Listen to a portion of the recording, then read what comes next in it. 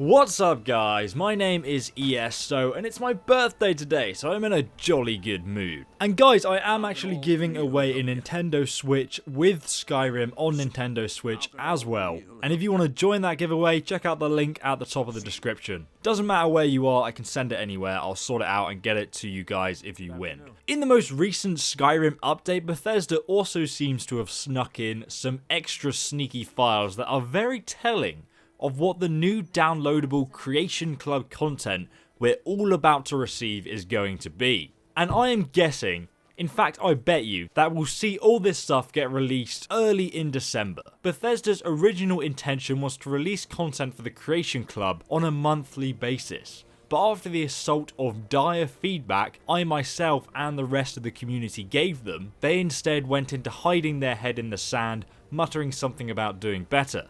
Either way, we have the names of the files here that were added during the last Skyrim patch, and I'm going to go over each of these files individually. One of them was actually created by my favourite mod author, but let's start with the first one, lordsmail.esl. Lord's Mail is a rather famous armour that some of you absolute hardcore Elder Scrolls fans may remember.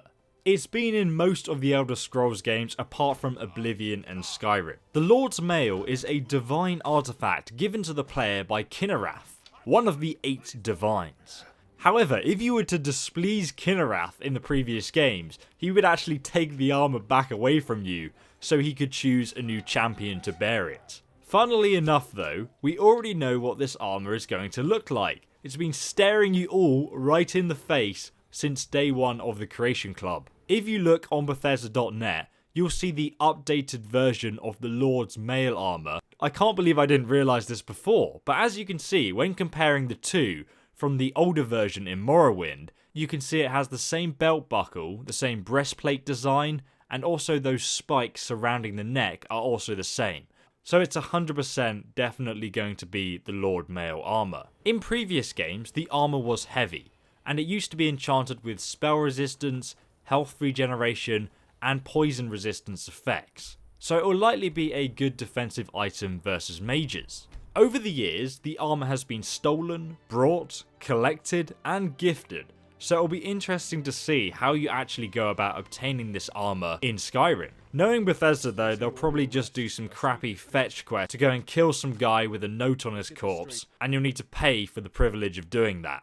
But there is in fact, guys, a mod that exists already which adds the Lord Mail armour into the game and also has a quest to obtain it.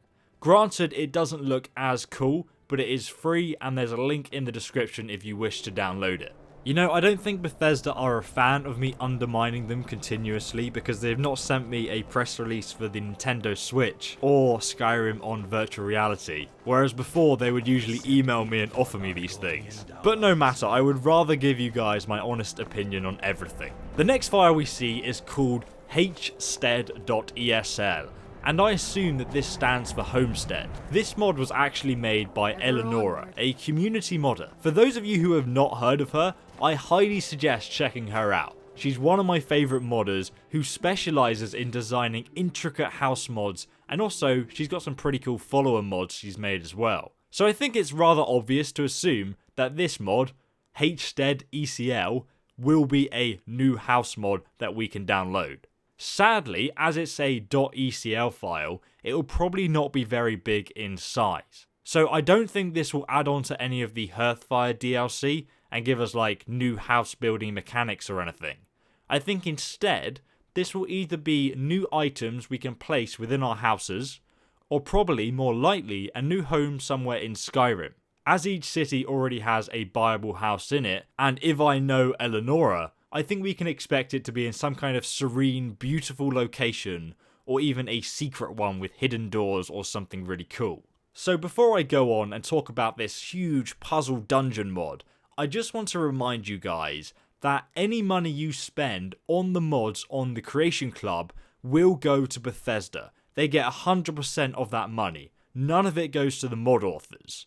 The mod authors only get paid as contractors to create the mod in the first place. So if you want to support modders like Eleonora for her work, I suggest that you donate to them directly on Patreon, and I'll link her Patreon down below in the description. So for the final file in this list, and easily the most exciting, it's called puzzledungeon.esm. Now the first thing I want to point out is that this is a .esm file.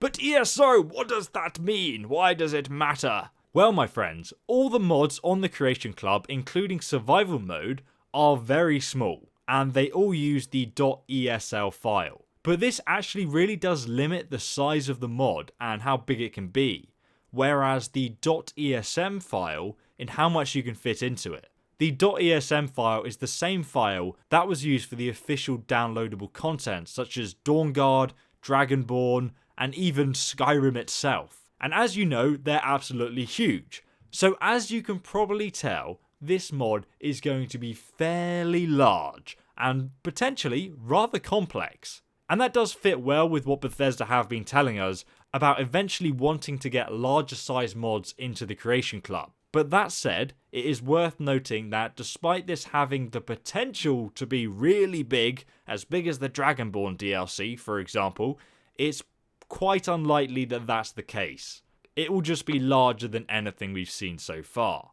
But the puzzle dungeon is actually being created by a mod author called TrainWiz, who I've actually previously highlighted in another video. He created the working Dwemer steam train that you can find in Blackreach, which also includes a player home and a voice acted NPC, as well as like a quest that revolves around you exploring with the train. He also has a mod that allows you to ride netchers around Skyrim. TrainWiz has a background of pushing Skyrim in terms of what's possible mechanically, and though I have not finished this video yet, I am actually working on another video that talks about some of the features Bethesda intended to put in Skyrim, but they didn't actually have the time. One of these features is movable floors and water currents, and it's mechanics like this that would make harder, more challenging puzzles and traps that the player would have to solve. Hopefully it also includes riddles, because I love confusing myself over a good riddle. Either way, it's something that I'll pick up and review for you guys,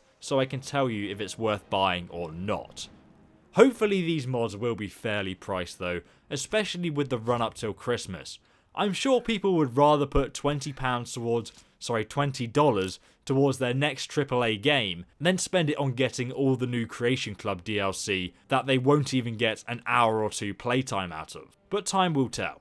If you guys are interested in seeing more free quest mods, please check out my Twitch channel, and I've linked it down below in the description, because I often stream myself playing through lots of different Skyrim quest mods, and it's a pretty cool place to hang out with me.